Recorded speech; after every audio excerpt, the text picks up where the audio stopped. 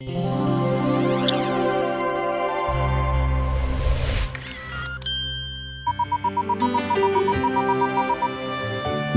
a la serie Principios de Fe. En esta oportunidad trataremos la doctrina del matrimonio. En promedio, el 50% de los matrimonios en el mundo van al divorcio. ¿Qué está pasando? ¿Ya no encaja el matrimonio en la sociedad moderna? ¿No es compatible con los intereses del hombre moderno? ¿Es un compromiso impuesto y formal? ¿Es un estorbo? ¿Será mejor sepultar el matrimonio? Un momento. ¿Conoce el hombre el origen del matrimonio? ¿Conoce a su autor? ¿Por qué prevalece el matrimonio en las legislaciones de las naciones del mundo? ¿Puede la historia darle su autoría a algún parlamento o monarca antiguo? No. El matrimonio se dio en el primer día de la existencia humana. El día en que fueron creados los padres de la familia humana, fue creado el matrimonio. Su origen es divino. Dios es su autor. Veamos el relato bíblico. Síganme, por favor, en la lectura. Entonces dijo Dios: hagamos al hombre a nuestra imagen, conforme a nuestra semejanza. Según Génesis capítulo 1, versículo 26. Y así fue creado Adán. Y dice la Escritura: y Adán puso su nombre a todo animal doméstico, a toda ave del cielo y a todo ser del campo. Pero no se halló ayuda idónea para Adán. Según Génesis 2:20. Y dijo Dios el Eterno: no es bueno que el hombre esté solo. Le haré una ayuda idónea para él. Génesis capítulo 2, versículo 18. Entonces Dios hizo caer un profundo sueño, dice la Biblia, sobre Adán. Y mientras dormía, tomó una de sus costillas y cerró la carne en su lugar. Y de la costilla que Dios tomó del hombre, formó una mujer y la trajo al hombre. Entonces Adán exclamó: esto es ahora hueso de mis huesos y carne de mi carne. Será llamada varona entonces, porque del varón fue tomada. Según Génesis capítulo 2, versículo 21 al 23. Dice más la narración: formó una mujer y la trajo al hombre.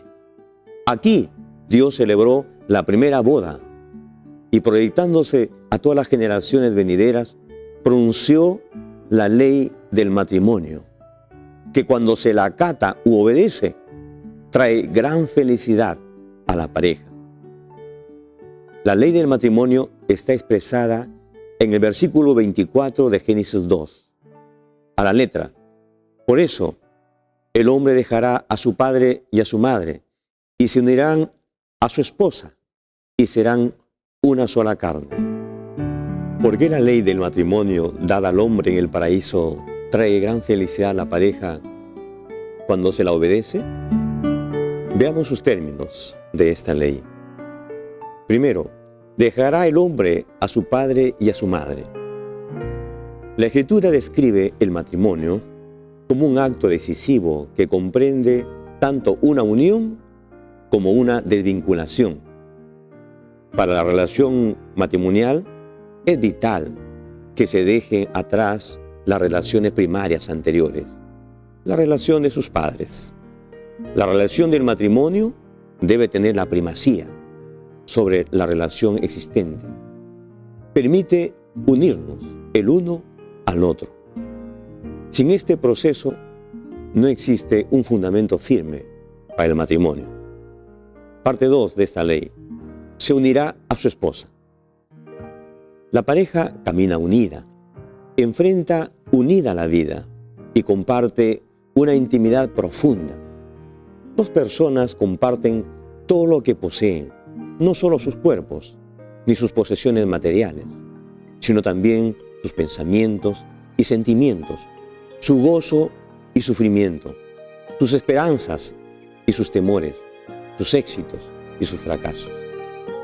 Llegan a estar completamente unidos en cuerpo, alma y espíritu, y sin embargo, permanecen siendo dos individuos diferentes. Eva falló porque no se unió a su esposo para consultarle. Ella estuvo sola frente a la tentación, separada de su esposo. La tercera parte de esta ley: y serán una sola carne. Aquí se incluye la unión sexual para los novios, lo cual parte del matrimonio. La Escritura dice: la mujer no tiene potestad de su propio cuerpo, sino el esposo. De igual modo, el esposo no tiene potestad de su propio cuerpo, sino la esposa. No os privéis el uno al otro, a no ser de mutuo acuerdo, por algún tiempo, para ocuparos en la oración. Y volved a uniros en uno, para que no os tiente Satanás a causa de vuestra incontinencia. Primera de Corintios 7, 4 y 5. Conserve su individualidad. Esta es una recomendación a todo matrimonio. La sumisión completa que la esposa debe hacer es al Señor Jesucristo, quien la compró como hija suya con el precio infinito de su vida. Dios le dio a ella una conciencia que no puede ser violada impunemente.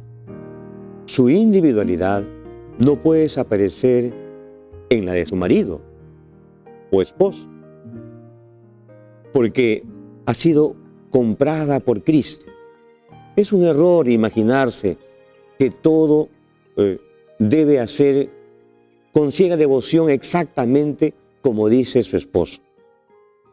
Uno hay que supera al marido para la esposa. Es su redentor.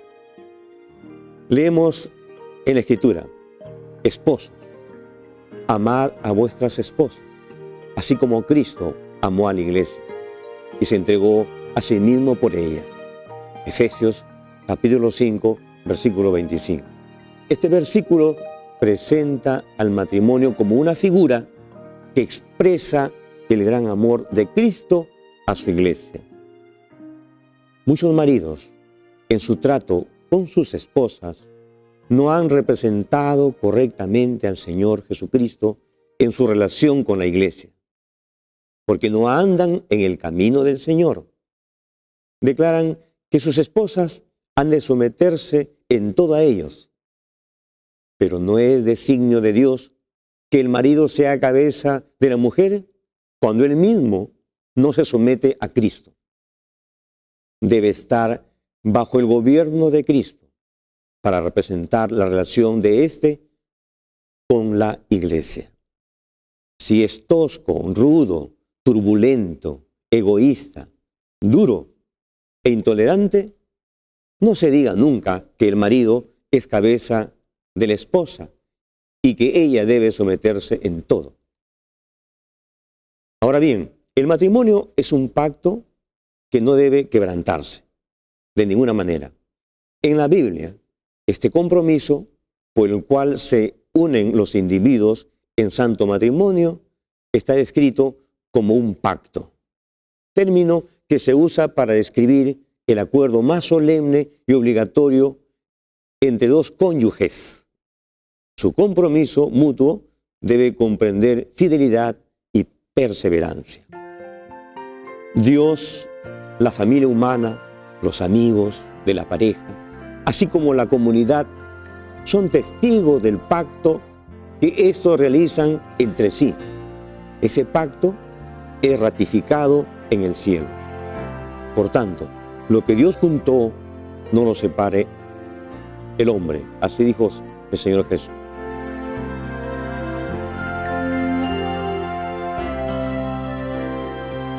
La pareja cristiana comprende que al contraer matrimonio han pactado ser fieles el uno al otro por el resto de sus vidas.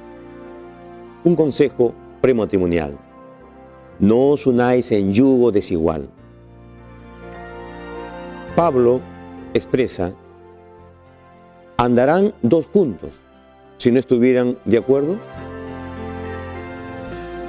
También es apropiado hacer esta pregunta en el caso de los que se proponen llegar a ser una sola carne. Dios instruyó a los israelitas en cuanto a que no debían contraer matrimonio con individuos de las naciones vecinas, porque desviará a tu hijo de en pos de mí, y servirán a dioses ajenos. Deuteronomio capítulo 7, versículo 4.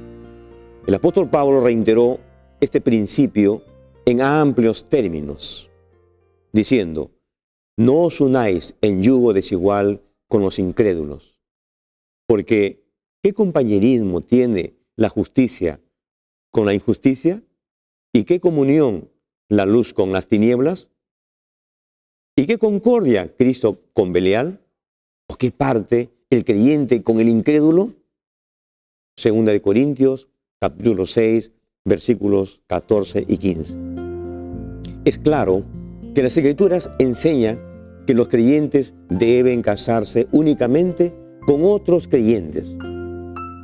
La verdadera unidad se dará en el matrimonio, en la participación similar, en creencias y prácticas. La diferencia de fe conduce a diferencias en el estilo de vida, lo cual puede ocasionar profundas tensiones, lamentos, desprecios, ruptura del matrimonio y dolorosas separaciones.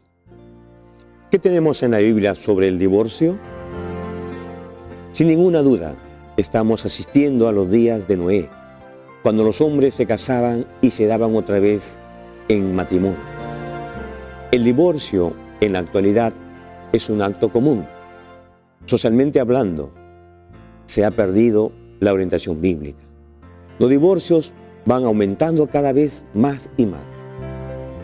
Naturalmente, con su secuela de desintegración matrimonial y tragedia familiar. Sin embargo, el divorcio no es en conformidad con la voluntad de Dios. Leamos en la Biblia: así, ya no son dos, sino una sola carne. Por tanto, lo que Dios unió, no lo separe el hombre. Le dijeron a Jesús: entonces, ¿por qué Moisés mandó dar carta de divorcio y despedirla?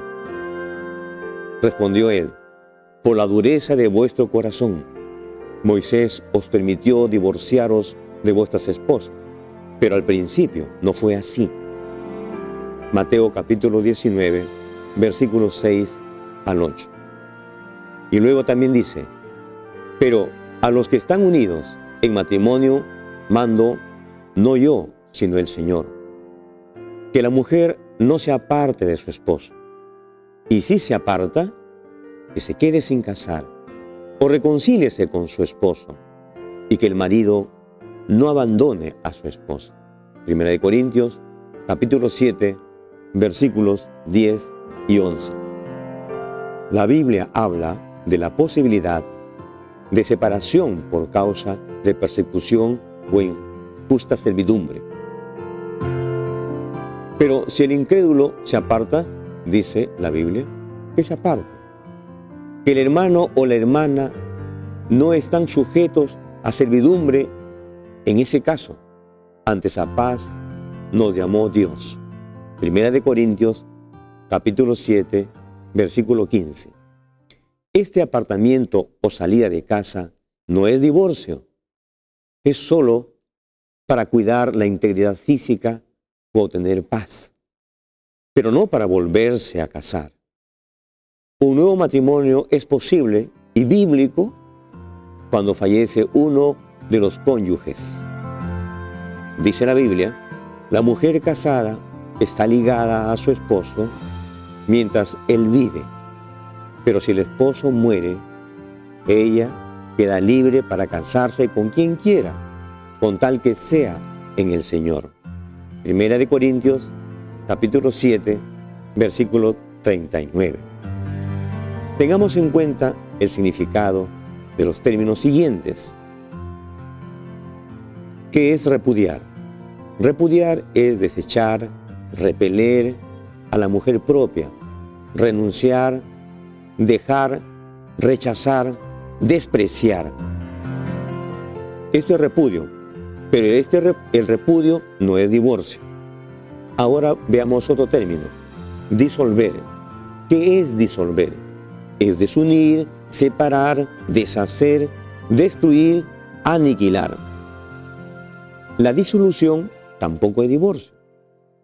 Es una separación, es un rechazo. Ahora, ¿qué es divorciar? ¿Qué es divorcio? Es separar por sentencia legal a dos casados. Entonces, esta es la diferencia. El divorcio es un acto donde interviene la autoridad jurídica, ¿no? Un tribunal, un juez. En el capítulo 5 de Mateo, el Sermón del Monte, Cristo engrandece la ley y la magnifica. Habla de su espiritualidad más allá del mero cumplimiento de la letra, para que de ese modo, obedecida, en su espiritualidad, lleguemos a la perfección en la esfera humana. Como dijo el Señor en su palabra, sed pues perfectos como vuestro Padre que está en los cielos es perfecto. Mateo capítulo 5, versículo 48. En este mismo capítulo, en el versículo 31, Cristo alude a la práctica judía del repudio y del divorcio. También fue dicho, dijo Jesús, cualquiera que repudia a su esposa, dele carta de divorcio. Pero en el versículo siguiente, en el 32, Cristo solo da permiso para el repudio y por un único motivo, la infidelidad sexual. Jesús dijo, pero yo os digo, el que repudia a su esposa, a no ser por fornicación, la expone a cometer adulterio. Y el que se casa con la repudiada, comete adulterio. Aquí Jesús no da permiso para el divorcio, no lo aprueba, diríamos que lo ignoró. Por ello es que los fariseos, en otro momento, insistieron en el tema. Le preguntaron acerca de la legalidad del divorcio. Cristo respondió, así ya no son dos, sino una sola carne. Por tanto, lo que Dios unió, no lo separe el hombre. Mateo capítulo 19, versículo 6. Inmediatamente le dicen, entonces, ¿por qué Moisés mandó dar carta de divorcio y despedirla? Jesús le respondió, por la dureza de vuestro corazón. Moisés os permitió divorciaros de vuestras esposas, pero al principio no fue así. Mateo capítulo 19, versículos 7 y 8. Con esta respuesta, Jesús no aprobó la permisión de Moisés de dar repudio con carta de divorcio y naturalmente reconfirma el matrimonio edénico sin posibilidad de divorcio, diciendo, al principio no fue así. Luego, el Señor no puede contradecirse en el versículo siguiente, esto es, no puede aprobar el divorcio. En esta parte, en el versículo 9, Jesús vuelve a aprobar el repudio o separación por única causa, la infidelidad conyugal. Luego, el repudiante debe quedar solo, sin casarse, porque si se casara con otra, adultera, como está en el texto, de la siguiente manera, por eso os digo, el que repudia a su esposa, a no ser por causa de fornicación, y se casa con otra, comete adulterio, y el que se casa con la repudiada, adultera. Mateo capítulo 19, 9. Jesús restauró la pureza del sagrado vínculo del matrimonio, su solemnidad y responsabilidad. Lo enseñó como fue dado al principio en la creación, sin espacio para el divorcio. Por eso, los discípulos, comprendiendo perfectamente la enseñanza de Jesús, dijeron: si así es la condición del hombre con su esposa, no conviene casarse. Mateo capítulo 19, versículo 10. Como iglesia cristiana, tenemos que enseñar la doctrina del matrimonio como está en su palabra. Como nuestro Salvador lo ha enseñado. Posiblemente para muchos puede parecer duro o absurdo. O podrán decir, como los discípulos: si es así, no conviene casarse.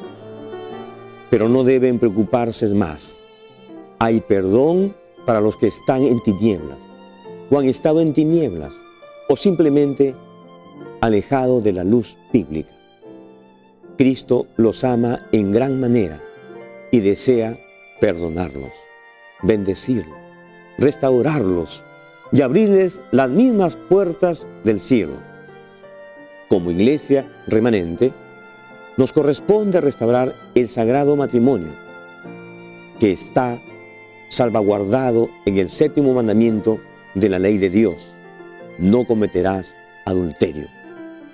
Sería asombrosamente irresponsable y condenable que como iglesia demos esperanza de salvación a miembros que estén en adulterio por divorcio y nuevo casamiento en la misma congregación.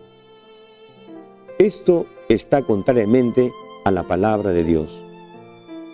¿No sabéis que los injustos no heredarán el reino de Dios? No erréis, que ni los fornicarios, ni los idólatras, ni los adúlteros heredarán el reino de Dios. 1 Corintios 6, 9 y 10. Como hijos de Dios, nos incumbe la restauración del matrimonio, porque constituye una de las instituciones dadas en la creación, pero deteriorada o casi olvidada por la humanidad, antes de la segunda venida de Cristo. Dice la palabra: Elías vendrá primero y restituirá todas las cosas, según Mateo 17:11. Nuestro rumbo es el paraíso de Dios. Ánimo en el Señor y en su palabra. Acompáñeme en la oración. Amoroso Padre que estás en los altos cielos, gracias, oh Señor, por tu luz, por la verdad que se manifiesta por tu Santo Espíritu en esta última hora de la historia de este mundo, a la humanidad, al hombre que lo necesita, para poder afirmar los matrimonios, los hogares, las familias. Gracias por tu palabra. Permítenos, Señor, colaborar en la restauración de esta gran institución, base de la sociedad y del porvenir de la humanidad, y también base de tu iglesia y de la proclamación de tu evangelio. Te agradecemos, oh Señor, por este don y por esta oportunidad de comunicación. Lo agradecemos en nombre de Cristo Jesús. Amén. Todo es bello en el hogar cuando hay amor. Nada allí podrá dañar cuando hay amor. Paz y gozo se hallarán, fuerza se restaurará. El Señor será el guardián cuando hay amor.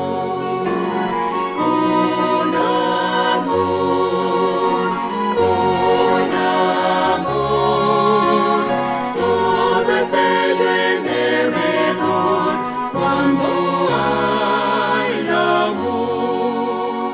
Mi Jesús, te ruego hoy más de ese amor. ya que tuyo siempre soy, dame ese amor. Los que tienes en tu grey siempre andan en tu ley y te honran como rey por tu gran amor.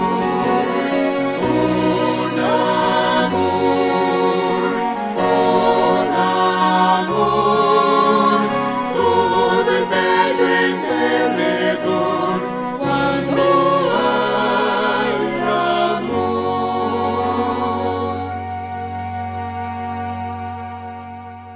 Agradecemos por continuar con nosotros en esta serie de los principios de fe. El próximo tema abordará sobre la temperancia cristiana. Le esperamos y que Dios les bendiga.